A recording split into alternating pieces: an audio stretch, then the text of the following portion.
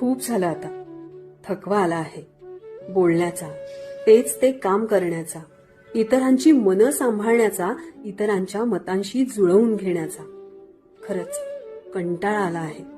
उगाच हसायचं नसताना हसण्याचा, छोट्या छोट्या गोष्टींवर उगाच रडत बसण्याचा, मनाला पटत नसणाऱ्या गोष्टींवर वाद घालण्याचा आणि वाद सोडवण्यासाठी पुन्हा संवाद साधण्याचा सुद्धा.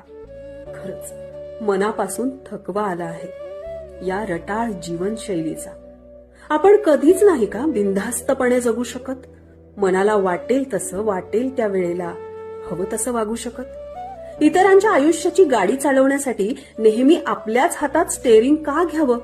आणि मग स्टेअरिंग घेतलं आहे ना, तर त्यांनी पुन्हा पुन्हा दिशा का सांगावी? आणि सुचवायचीच असेल दिशा तर जगावं स्वतःचं स्वतः.